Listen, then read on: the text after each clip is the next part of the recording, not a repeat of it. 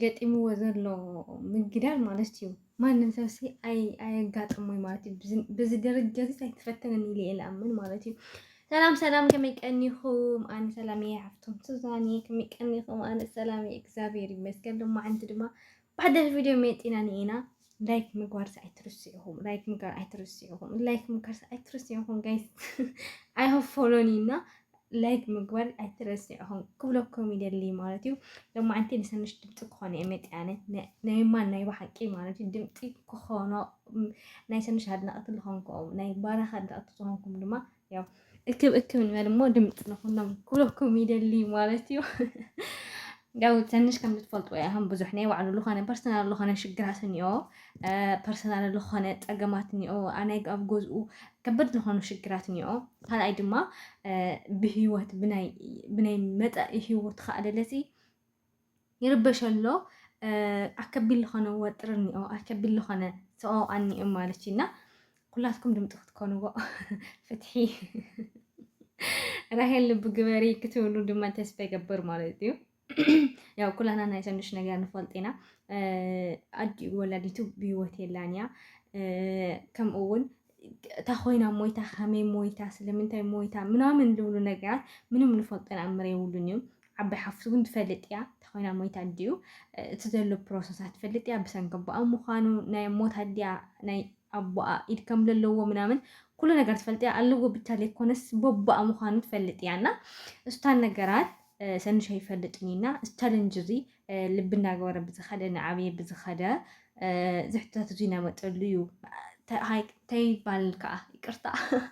ሽግር ኣሎ ዝኾነ ነገር እንድሕር ሃሊካ ኮይኑ ዝኾነ ሽግር እንድሕር ሃሊካ ኮይኑ እሞ እቲ ሽግር ንሱ እስኻ ናይ ትፈልጦ ተኮይንካ እስኻ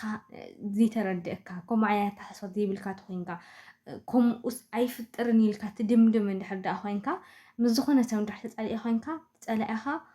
ወዲያው መዓልቲ ዝነግሮ ኢሉ ተሓንጢ ነበረ ኢሉ ይመስል እዩ ዝነግረካ ማለት እዩ እና ያው በቲ ዝተፈጠረ ብቀዳማይ ሪኢኹም ኢኹም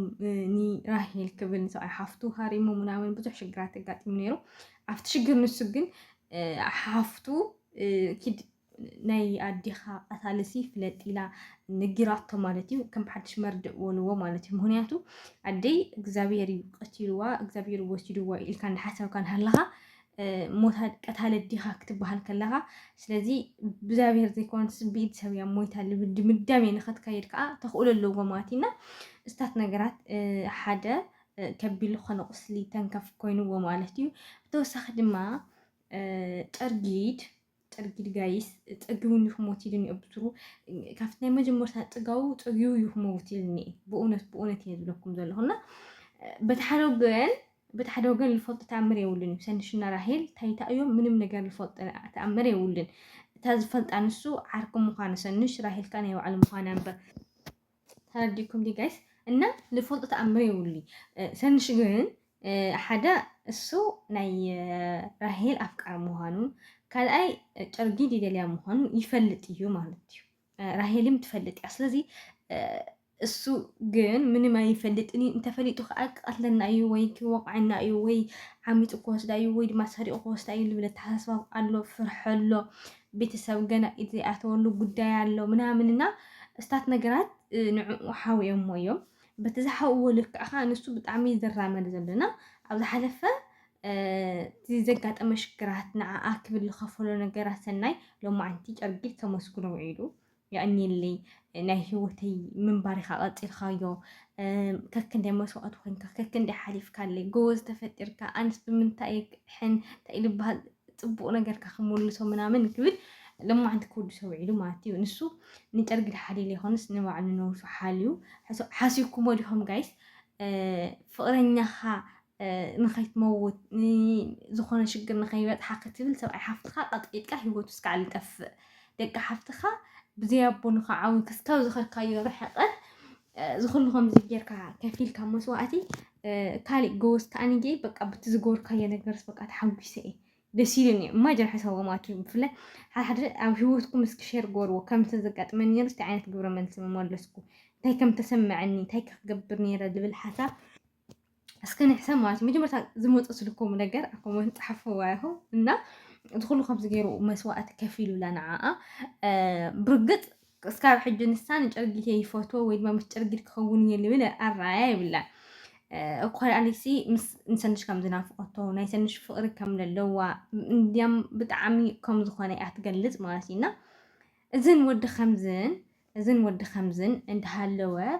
ሰንሽ ግን ናይ ጨርቂ ስለልርእሎ ከቢድ ንኾነ ነገራት ተፈጢሩኒ ኣብ ልዕሊኡ ፕላስ ድማኒ እስታት ነገራት ኣናዲድዎ እስታት ነገራት ኣሕሪቕዎ ሓፂሉ ናብ ቤተሰብ ከይዱ ቤተሰብ ዝኸዱ ድማ ናብ እሞ ይኸይዱ ከም ኣጋጣሚ ኮይኑ ኣሞኡ ግን ሓይማ ጠኒሓቶ ማለት እዩ ሓይማ ጠኒሓቶ በቃ ክትናገር ይትኽእል مقبين بعلى خانتني الخاتزي كوينو بعلى أنتن كتب لي تقل مرة كبير لخوانا حجي تامو محماما كأود ما كافت عدن السونا عدو متيون جزء ما تأت كحت ما بتشال أيقونني باي ذا واي بزح مسترات كوتيو بزح مسترات كوتيو مهنياتو ملال بات كتالي حفتا منكم زخانة الناقر تخليها كم يجي خمس أطلاق الناقر تخليها بسنكني حفتح موت حامي ما يدي إلا من أنا موتنا بتهزو زرقين ناي قبرات بزح نقر تفضل مسترا لوايو زامو مالتيو إنا ولا يخون حوا يخون حوا جزا يخون بر نتحققت حلفو يا لا حسوي نتحققسي حلفو يا حاوين ديولا منامن إلى أي حسوينا بزح نقرات مسترا مهنياتو ماسك كباريا كبيديو موت هيوت سوكت تفخلها دمنا يسوي هيوت أبيت كله بتعمل تزخبده كبيديو ماتي لا زرزو بتي لبيت في لكن حجون جزا متعنيته لو جزا خطو وين بقن تيقول يوم أتي مامات هنياتو لخنا أو وش أستأجود نجرني أو السنة جراه دماني الجران خيت صدر يخل أولو مالتيو نبتي لبيت في لكن استات نجارات تفطيروني حدش نجارات ما بتعمل بوز حدش نجار كوتيو بمقطع دما عقارنا ترجيد لو معنتي تراخيو مالتيو تزمرة خو يوم نتب دما بقدماي عقار نراحيلك أصلا نراحيلك حزايلو مستقلقلة سنة موتي خمسة قلقلو منا من سلة الفورموشن للموتو استات نجارات نخط انقوا ويدما تنقدو قرط أبيلديو ولا قطف أبيلديو أو إلو كتحزو دوليو مالتيو ماتشم تفضوهم ناي ترجيد سنة لبونا بقى تازلنا بتسبت سبيلك قرط أبيلك خلاص سوق مبات بقى زي من نوح ምናምን ላሞሰሉ ነገራት እዮም ዝበሃሉ ማለትና በትብል ግን ከምኡና ናይ ነብርን ናልበ መክኸዲ ለሓስብ እምበር ኣብቲ ሕጂ ዘለዎ ሰዓት እኳኒ ብሱሩናይ ዓያሾ ዓሻን ድዩ ኣቦም ቦሮም እንድዩ በትብል ግን ጋይስ በትብል ግን ሎማዓንቲ ምስ ዕቋርና ጨርጊድ ከቢድ ዝኾነ ፍጥጥጥ ነይሩ ከቢድ ዝኾነ ተፋጥጥ ነይሩ ብጣዕሚ ማለት እዩ ካብቲ ግምትዎ ንዓቐብ ዝኾነ ተፋጥጥ ነይሩ ማለት እዩ ሰንሽ ድማ ከመጋጣም ኮይኑ ኣሽዑት ስለዝመፀምኦ ሒዙ ኣገላግልዎም ደም ኣይተተኸለን ሂወት ሰብ ኣይጠፋእን በቴለ ግን ኩሉ ብሰላማዊ ዝኾነ መንገዲ ዋላ ይኹን እምበር ግን ርሕቐቶም ሓልዮም ንክኸዱ ስነ ስርዓት ንክገብሩ ሎማዓንቲ በፂሕና ኒአና ማለት እዩ ጋይስ እና ዝኩሉ ሰሓቦ ጉታቶኒ ከቢድ ዝኾነ ነገር ኒ በቴለ ግን ኩሎም መንሕደጎም ሰንሽ ቦቲለ ኣሙኡ መፅያ ቦቲለ ሞታ ዴኻ ቀተለ ዴኻ ኣምፅእ ተባሂሉ በቲለ ቻለንጅ ናይ ቡኒዮ ቦቲለ ኒዮ ብዙሕ ነገራት ከበድቲ ዝኾኑ ነገራት ኒዮምና እዚኣቶም ነገራት እግዚአብሔር ኣምላክ መፍትሒ እዩ ኩሉ መልክዑን ብፅቡቅ ዝኾነ ስነ ምግባር ብዘይ ምስሕሓብ ተስተኻኺሉ